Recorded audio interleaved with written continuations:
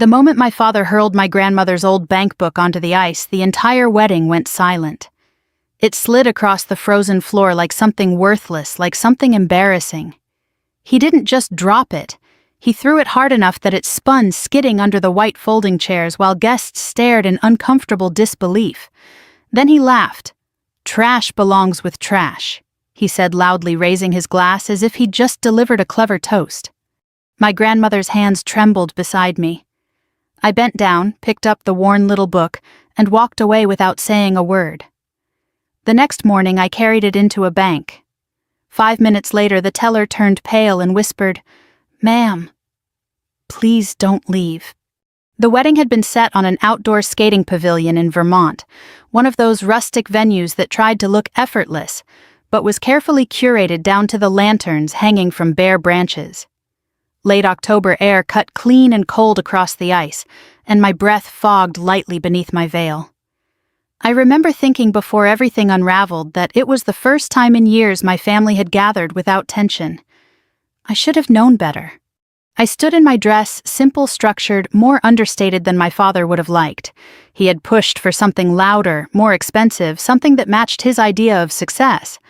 But I'd spent 6 years in uniform. Extravagance felt uncomfortable now. My husband Daniel squeezed my hand as the ceremony ended. He knew the history. He knew my father had never approved of my career in the Army. To him, my commission as an officer wasn't an achievement. It was, in his words, a detour for people who couldn't make it in the real world. He had repeated that line often enough that even relatives started using it. Still, when my grandmother slowly approached us after the vows, the mood softened. She moved carefully across the ice, her shoes gripping the rubber mat laid down for safety. Her gray coat hung loosely around her shoulders, and she clutched a small paper envelope with both hands. I noticed the tremor before anyone else did. "Sweetheart," she said quietly, her voice thin but warm. "This isn't much, but I've been saving it for you." She handed me the envelope. Inside was a small worn bank book, yellowed pages, faded ink, the kind I hadn't seen since childhood. It looked almost fragile, like something rescued from an attic. The cover had been handled so often the edges curled inward. I felt a strange tightening in my chest. My grandmother had never had much money. She lived modestly, quietly, rarely bought anything for herself. Before I could thank her, my father leaned forward and glanced at it. He chuckled. Then he laughed. Not politely, not quietly. A full dismissive laugh that cut across conversations nearby. Several guests turned. My grandmother froze. "What is that?" he asked, reaching for the book. I hesitated, but he took it anyway, flipping through the pages like he expected to find a joke written inside. "You brought her this on her wedding day." My grandmother's lips parted, but no sound came out. "It's a savings book," she finally whispered. "I started it years ago, for her." My father shook his head, slowly, smiling in disbelief. "Mom, this is exactly what I mean." He looked at the guests, gesturing with the book. "This is the difference between sentiment and reality. She just married into a solid future, and you're giving her pocket change from a relic." Daniel shifted beside me. I felt his hand tighten. I reached out. "Dad, it's fine. I appreciate." But he cut me off. "No, you should understand this. You're not a child anymore. You're an officer now, right?" He smirked. "You should know what real value looks like." He tossed the bank book lightly once in his hand as if weighing it. Then with sudden force he flung it across the ice. It slid hard, spinning, stopping near the edge of the rink. "Trash belongs with trash." The words echoed in the cold air. Someone coughed. Another guest looked away. My grandmother's shoulders folded inward like something fragile had finally cracked. I didn't speak. I walked across the ice, my heels careful, deliberate. I picked up the bank book. It was colder now, the paper stiff. I brushed a small frost line off the cover. When I turned back, my father had already lifted his champagne glass again, smiling as if nothing had happened. I didn't return to the center. I didn't finish the reception. Daniel followed me quietly as I stepped off the ice and removed my veil. "You okay?" he asked gently. I nodded. "I just need some air." We drove back to the hotel in silence. My grandmother hadn't left yet. I'd seen her sitting alone near the heaters, staring at her hands. I planned to call her later, but something about the book kept pulling my attention. I opened it again in the car. The entries were handwritten dated decades back. Small deposits at first, then slightly larger ones. The ink changed color over time. It wasn't much, at least not at first glance. Daniel glanced over. Looks old. It is. I ran my thumb over the first entry. She started this before I was even born. You going to deposit it? Maybe, I said. I don't know. But that night I couldn't sleep.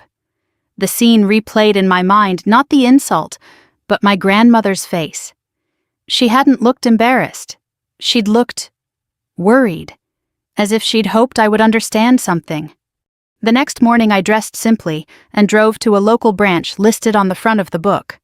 It was small traditional dark wood counters, quiet carpet, the kind of bank that still printed receipts on thick paper. I slid the book to the teller. Hi, I'd like to check this account. She smiled politely, opened it, and typed the number. Her expression changed almost instantly. She stopped typing. Then she looked at me. Then back at the screen.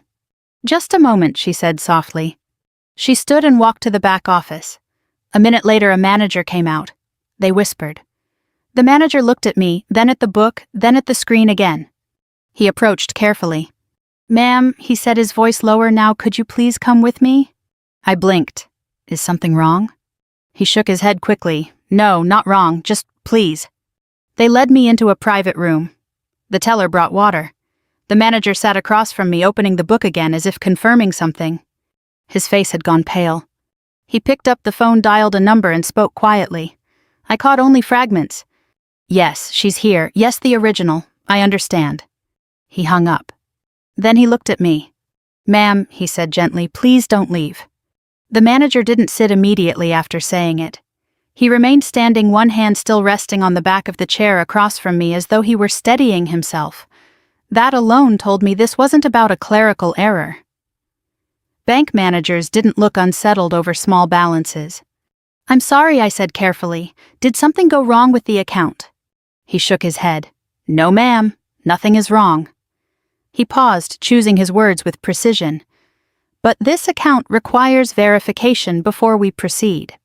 The teller placed a glass of water in front of me. Her hands were steady, but her eyes flicked repeatedly to the bank book like she was trying not to stare. The manager opened the cover again, running his finger along the faded account number, as if confirming its existence for the third time. How did you come into possession of this? He asked. My grandmother gave it to me yesterday, I said. At my wedding. His brows drew together. Your grandmother? Yes, her name is Margaret Halpern. He inhaled slowly, then typed something into his tablet. Another pause. The silence stretched long enough that I could hear the faint ticking of a wall clock behind me. Finally, he nodded once, almost to himself. That aligns, he murmured. Aligns with what I asked. He hesitated. This account hasn't been accessed in person for quite some time. How long? He looked at the screen again. 41 years. I blinked. That can't be right. It appears to be correct, he said gently. There have been internal movements, interest accruals, and linked deposits, but no in-person withdrawal requests. No closures, no ownership disputes, just continuity. I leaned forward. So it's just a savings account. He didn't answer immediately. Technically, he said at last, yes, but not a standard one. He tapped the page. Do you see this code here? This small notation beside the original opening date. I squinted. It looked like a stamped letter followed by numbers. That designation means the account is attached to a legacy structure, he explained. These were common decades ago, but most were converted or closed. This one wasn't. What does that mean? It means the funds inside aren't just sitting in a standard savings pool. They've been managed, conservatively, quietly, over time. My stomach tightened. Managed how? Through long-term instruments, he replied. Bond ladders, dividend reinvestments, trust-linked growth allocations. The kind of structure typically used when someone intends the account to exist for generations. I sat back slowly. My grandmother never mentioned anything like that. That's not unusual, he said. Accounts like this were often set up privately. The teller returned with a folder and handed it to him. He opened it, flipping carefully through printed pages. His expression grew more serious. I'm going to ask you something, he said. Has anyone else in your family mentioned this account to you? Number. Has anyone attempted to claim it? Number. Has your grandmother ever discussed investments, business holdings, trust funds? I almost laughed. My grandmother clips coupons. She still uses a landline.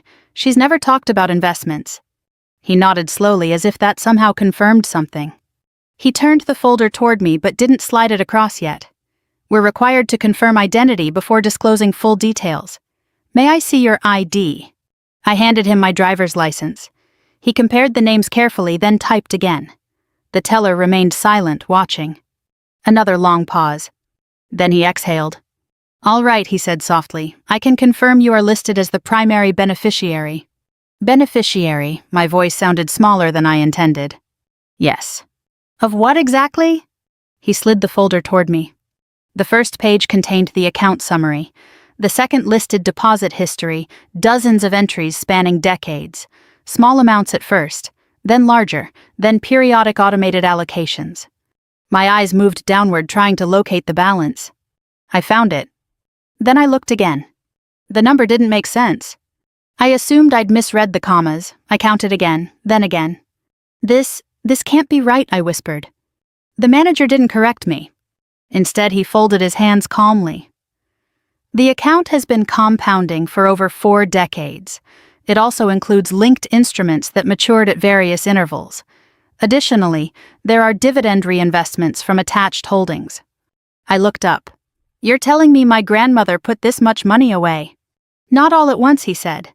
But over time, yes. And importantly, she structured it so it would not be accessed prematurely. I stared at the figure. My mind tried to connect it with reality, my grandmother's small house, her second-hand coats, her quiet life. This doesn't match her life, I said. That happens sometimes, he replied. Some people invest quietly. But why give it to me now? He turned another page. Because the account had release conditions. Release conditions? Yes. The funds transfer to the beneficiary under one of 3 triggers. He tapped the list. Age threshold, marriage, or written directive from the account holder. I swallowed. Marriage. He nodded. Yes, yesterday would qualify. The room felt suddenly smaller. And it's all mine, I asked carefully. Not automatically, he said, but you are the designated owner once we complete verification. He picked up the phone again. We're contacting our senior account office. This type of legacy structure requires executive-level authorization before funds are moved. My hands rested on the table. They didn't feel like mine. Outside the glass wall, the bank continued quietly, customers lining up, printers humming. But inside the room, time felt suspended. After a moment, I asked, "Has anyone else been notified?" He hesitated. "There is a secondary contact listed," he admitted. My stomach tightened. Who? He checked the screen. Then his expression shifted slightly. "It appears to be your father." I stared at him. What? The account documentation lists him as a family reference, not a beneficiary, just a notification contact if ownership changes. I leaned back slowly. The manager added carefully, "Our system may automatically generate a call for verification purposes." My chest tightened. I pictured my father laughing on the ice, throwing the book, calling it trash. "When will that call happen?" I asked. He glanced at the phone. I believe he said quietly it may have already begun. The first thing I noticed after the manager said my father's name was how carefully he avoided watching my reaction. He lowered his gaze to the paperwork, straightened the stack, and aligned the edges as if precision could soften the weight of what he'd just revealed. The teller quietly stepped out, closing the door with gentle discretion. For a moment it was just the ticking clock again and the faint hum of fluorescent lights. "My father didn't know about this," I said finally. "That's common," the manager replied. "Being listed as a reference doesn't necessarily imply awareness. It's often just a documentation requirement." I nodded, but something inside me tightened. My grandmother had never done anything casually. If she listed my father, it was deliberate. She knew exactly what she was doing. "Can you tell me when this account was opened?" I asked. He flipped to the first page, November 1979. I did the math quickly. That's before my parents even met. "Yes," he said, and the original depositor is listed solely as Margaret Halpern. That was before she moved in with us, I murmured. Before my father started managing her finances. The manager glanced up. Managing. He used to say she needed help, said she wasn't good with money. He consolidated her accounts years ago. The manager's expression didn't change, but I saw something sharpen behind his eyes. This account, he said, carefully appears to have remained outside that consolidation. I leaned forward, so she hid it.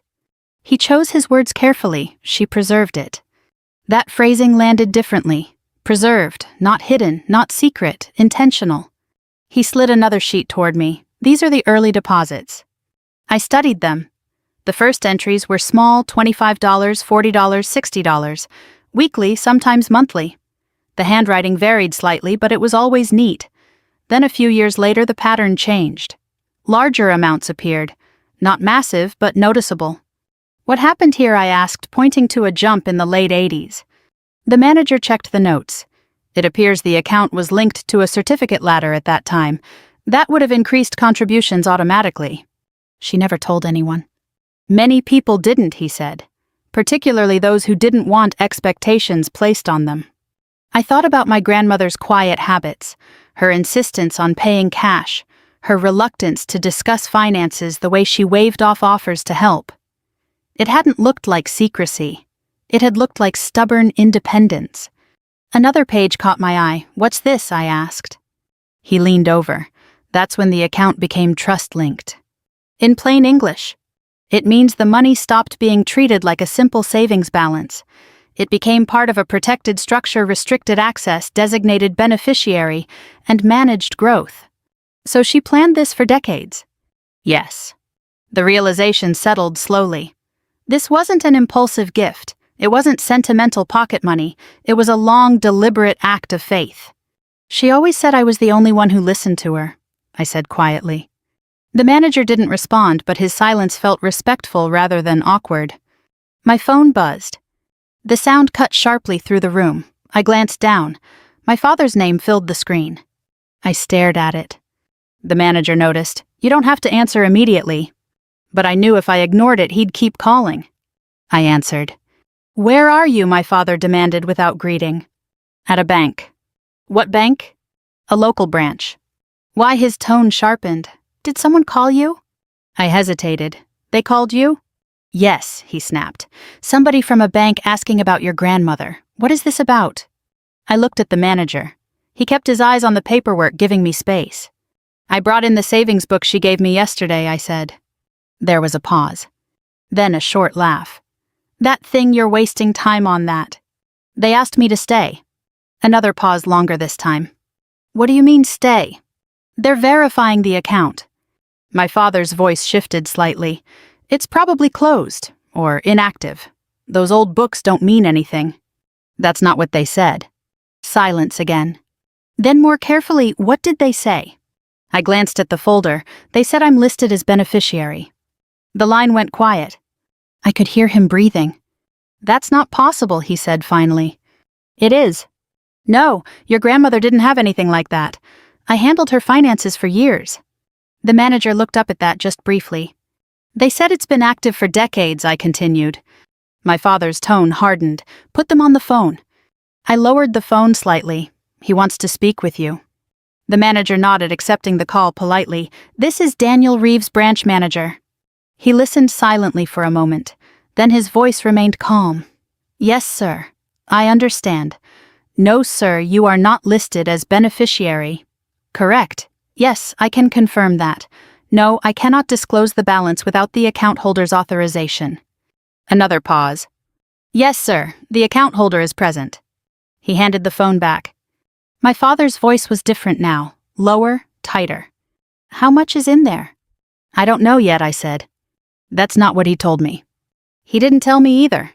Ask him. I will. Another pause. Then he said quietly, don't sign anything.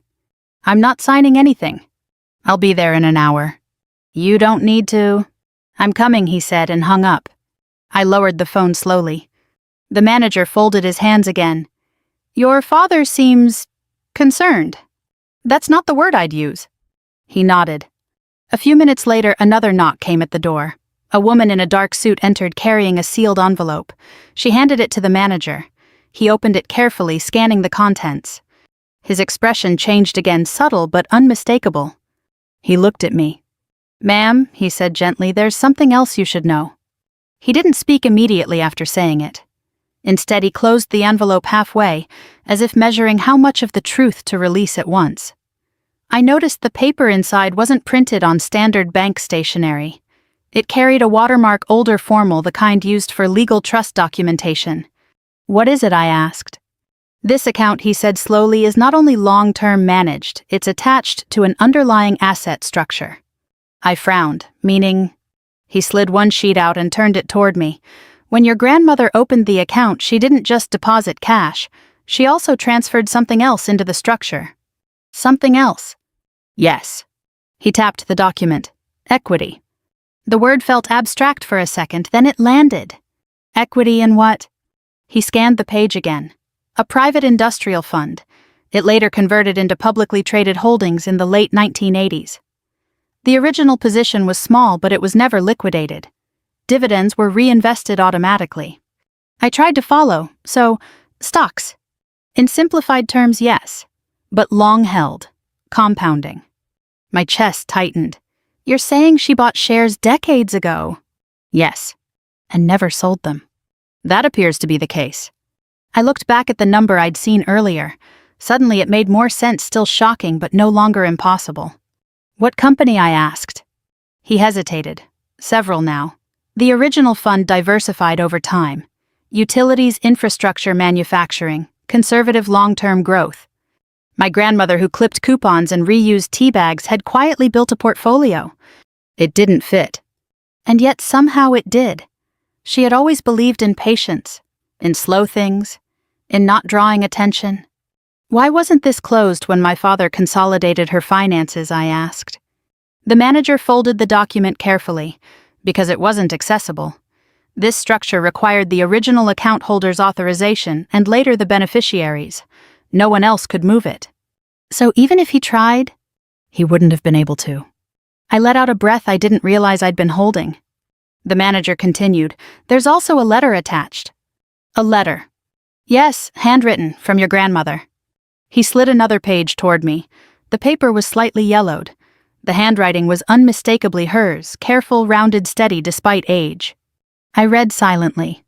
"If you are holding this, it means I am either gone or I trusted you enough to give this to you myself. I know this book doesn't look like much. That is why I kept it that way. People ignore small things. They overlook quiet things. They underestimate patience." I paused, my throat tightening. "You were always the only one who sat with me when everyone else was busy. You listened when I repeated stories. You asked about my life before I was just grandma. You never laughed at my habits. You never made me feel small. So I saved this for you.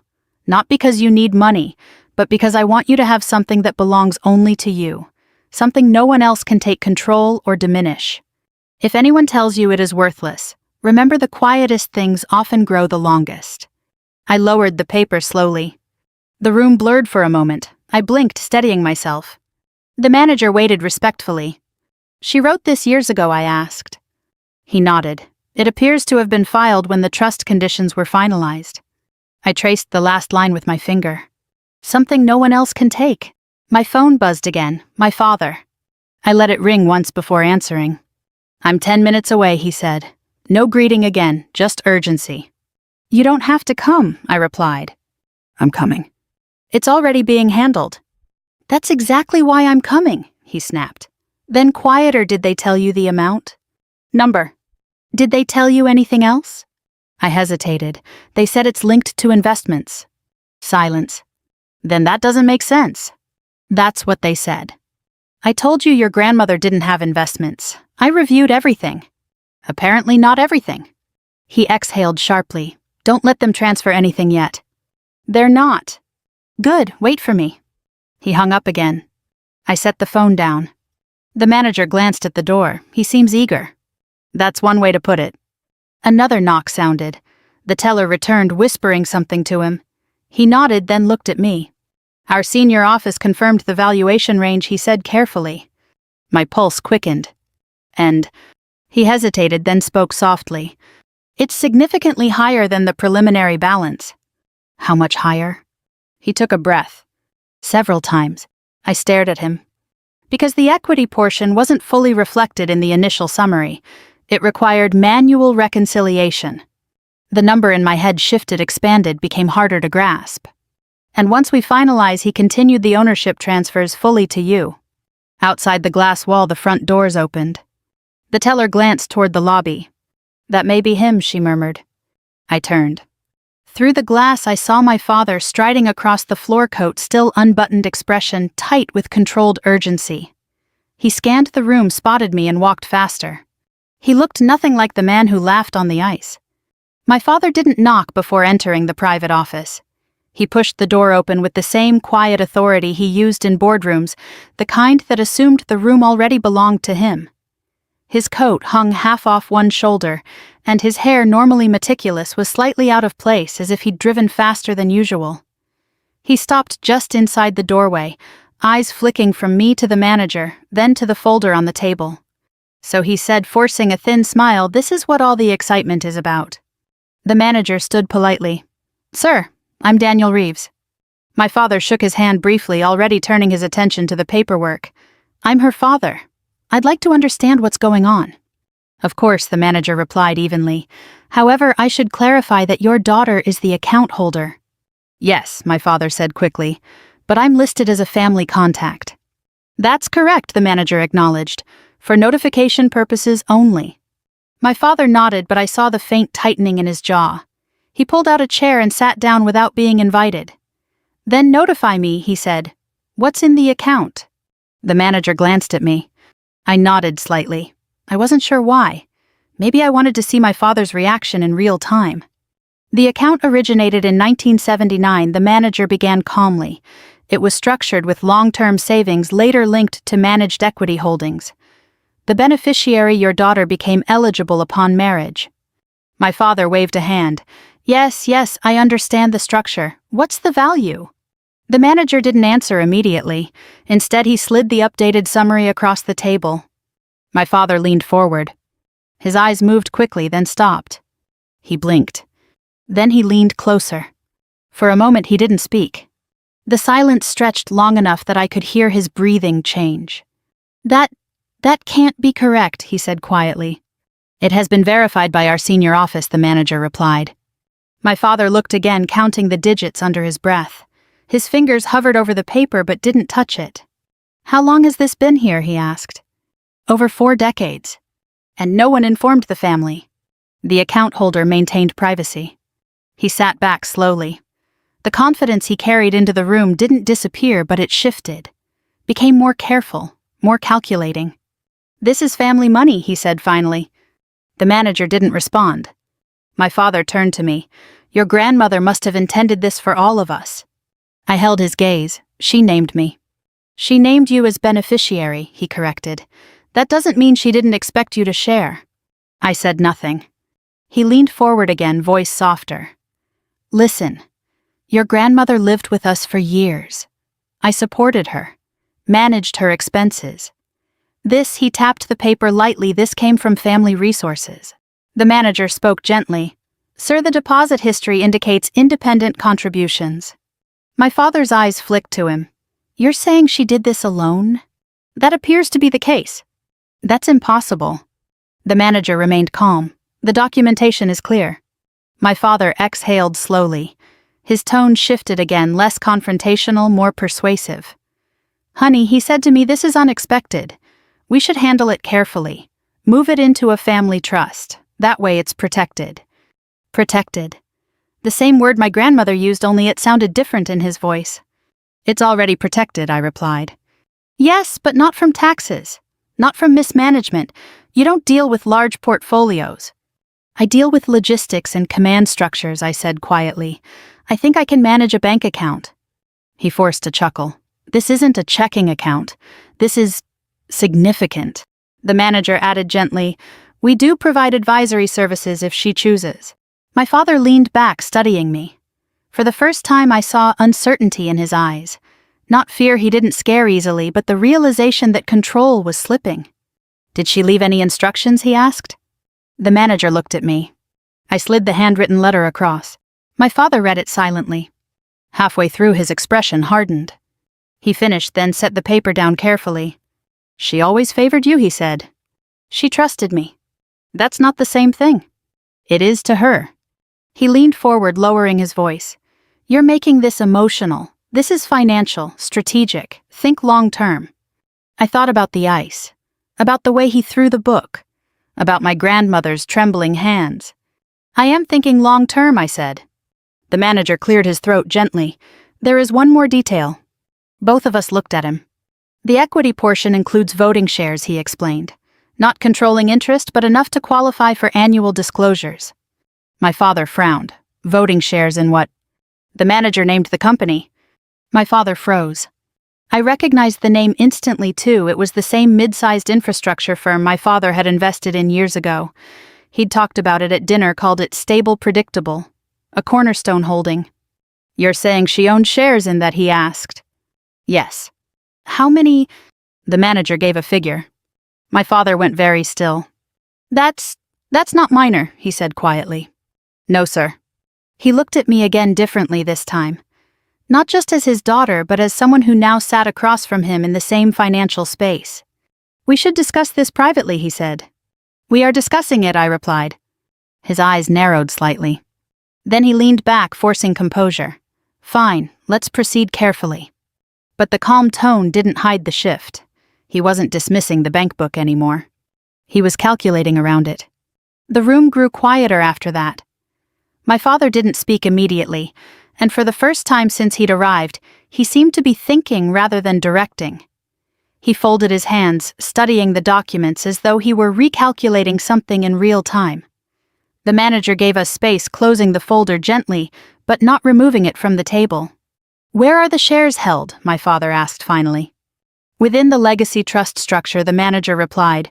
"They transfer with the account once ownership is finalized." "And when would that be?" "Today, pending signatures." My father's eyes flicked to me. "We shouldn't rush." "It's been 40 years, I said. "I don't think today counts as rushing." He exhaled slowly. "You're not seeing the bigger picture. Once this moves, it's irreversible." "That's the point." He leaned forward, voice softening. "Listen, this changes things. For all of us. You don't want to make decisions while emotions are high." I didn't answer. Instead, I picked up my grandmother's letter again. The paper felt warmer now, as if it had absorbed something from the room. My father watched me. "Your grandmother wasn't a financial strategist," he said carefully. "She wouldn't have understood the implications." The manager spoke quietly. "Sir, the documentation suggests she worked with advisors when the trust was created." My father's jaw tightened. Advisors she never mentioned. "That's not unusual." He leaned back again, but the calm looked practiced now. "Then at least we should meet with my attorney." "She already has representation through the trust," the manager replied. My father's eyes narrowed. "You're saying I have no role in this?" "I'm saying the structure doesn't require one." The words landed gently but firmly. My father looked at me again. "You realize what this means, don't you? This isn't just money. This is influence. Board disclosures, shareholder meetings. You'll be stepping into a space you've never navigated." "I've stepped into worse," I said quietly. He held my gaze for a long moment. Then he nodded once, as if accepting something he didn't like. "Fine," he said. "But before you finalize, I want clarity on tax exposure, liquidity, and long-term allocation." The manager slid another sheet forward. We prepared a preliminary breakdown. My father scanned it quickly. "You're suggesting partial retention?" "That's one option." He glanced at me. "You should keep the shares. They're stable." It was the first time he'd given advice instead of resistance. "I noticed," the manager continued, "there's also a note regarding voting rights." My father looked up sharply. "What about them?" "They're inactive until ownership transfers. After that, she'll receive annual materials." He nodded, slowly absorbing it. The shift in the room wasn't dramatic. It was subtle, like a current changing direction. My father wasn't dismissing the account anymore. He wasn't mocking it. He was adapting to it. And that somehow felt heavier than anger. "All right," he said at last. "What's required?" The manager turned the folder toward me. Just signatures acknowledging transfer of ownership and acceptance of trust conditions. I read carefully. The language was formal but clear. Ownership, beneficiary, full transfer. My father watched every line my eyes moved across. "Take your time," he said. I did. When I finished, I picked up the pen. For a second, I hesitated, not because I doubted the decision, but because I realized what it symbolized. The book he'd called trash, the gift he'd thrown away, the quiet decades my grandmother had invested without anyone noticing. I signed. The manager countersigned, then stamped the document. The sound was soft but final. "It's done," he said. My father exhaled slowly, as if something invisible had settled. "What happens now?" he asked. "The assets transfer under her name," the manager replied. "We'll schedule advisory follow-up, but ownership is complete." My father nodded. Then he leaned back in his chair, studying me again. Not with surprise this time, but with a measured, almost respectful caution. "Well," he said quietly, "I suppose congratulations are in order." It wasn't warm, it wasn't cold, it was careful. I folded my grandmother's letter and slipped it back into the bank book. For a moment no one spoke. Then my father stood. "We should talk later," he said. "Privately." "Maybe," I replied. He nodded once and turned toward the door. Before leaving, he paused, glancing back at the worn bank book in my hands. His expression flickered, brief, unreadable, then settled again into composure. When the door closed behind him, the manager looked at me gently. "How are you feeling?" I thought about the ice, the laughter, the way the book slid across the rink. I think I said slowly, "I understand my grandmother now." He smiled softly. "She planned well." I nodded, holding the book carefully. It didn't look different. Still worn, still quiet, still easy to underestimate. But everything around it had changed. My father waited for me in the lobby, standing near the tall windows that looked out over the parking lot. When I stepped out of the private office, he straightened, adjusting his coat as if preparing for a formal meeting rather than a family conversation. For a moment, we simply looked at each other, two people who had just crossed an invisible line neither of us had expected that morning. "You handled that quickly," he said. "It's been 40 years, I replied. He gave a faint smile. "You keep saying that." "Because it matters." We walked outside together. The late morning sun had warmed the asphalt, melting the thin frost that still clung to the edges of the lot. My breath no longer fogged in the air. It felt strangely symbolic, as if the cold from yesterday had finally broken. "I didn't realize she had something like that," he said more quietly now. "I don't think she wanted anyone to." He nodded, hands in his coat pockets. "She always had her own way." We stood beside my car. He looked at the bank book in my hand again. "You know," he said slowly, "when she moved in with us, I thought I was helping her. She insisted on paying for groceries sometimes, small amounts. I told her not to worry about it." He paused. "I didn't realize she was still building something." "She wasn't building it for you," I said gently. He absorbed that without argument. "I shouldn't have thrown it," he admitted after a moment. The word surprised me, not because he apologized, but because he said it plainly. "No," I agreed, "you shouldn't have." He nodded again. "I assumed it was symbolic, sentimental. I didn't think—" He let the sentence trail off. "That it mattered." "Yes." We stood in silence. A car passed slowly behind us. Somewhere a phone rang inside the bank. "I embarrassed her," he said finally. I remembered my grandmother's hands shaking, the way she'd looked down at the ice. "Yes," I said quietly.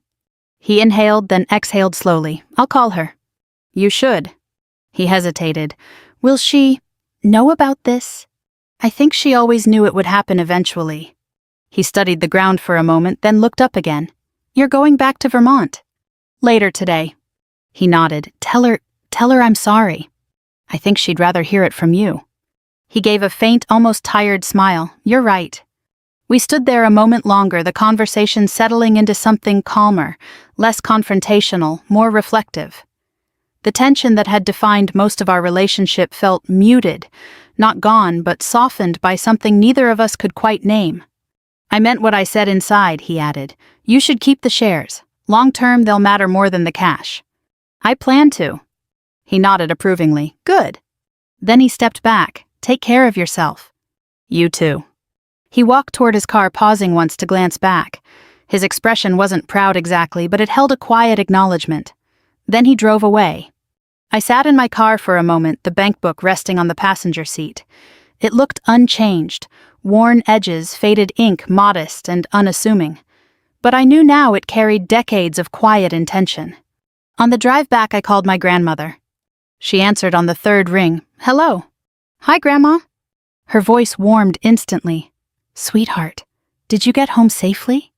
"I went to the bank this morning." There was a pause, gentle, not surprised. "Oh," she said softly.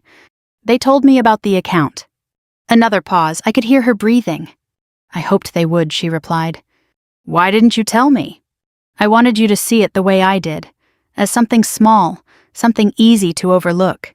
She laughed lightly. People show their hearts when they think something is worthless. I thought about my father's words on the ice. "I'm sorry about yesterday," I said. "You don't need to be," she replied. "I watched you pick it up. That was enough." My throat tightened. "It's more than enough, Grandma. It's a lot." "I know," she said gently, "but that's not the important part." "What is?" "That you have something no one can diminish, something built quietly, like you did." I smiled. "I'm going to keep the shares, long term." "Good," she said. "Patience grows." We talked a few more minutes about the wedding, about Daniel, about the drive home. When we hung up, I felt lighter than I had in years. That evening, I returned to the skating pavilion. The staff were dismantling decorations, stacking chairs, rolling up the white mats. The ice looked dull without the lights. I walked to the spot where the bank book had slid. For a moment, I just stood there, remembering the sound of it scraping across the surface, the laughter, the silence afterward. Then I opened the book again. The pages fluttered slightly in the cold air. It still looked like nothing. And maybe that was the point. The quietest things my grandmother wrote often grow the longest. If this story meant something to you, if you've ever been underestimated, dismissed, or told something you valued was worthless, take a moment and share your thoughts below. I'd love to know where you're listening from and whether you've ever seen a quiet act change everything. Stories like this remind us that patience, kindness, and dignity don't always look powerful at first, but they endure. We share new stories every day, so if you want more moments like this, consider subscribing and joining us on this journey.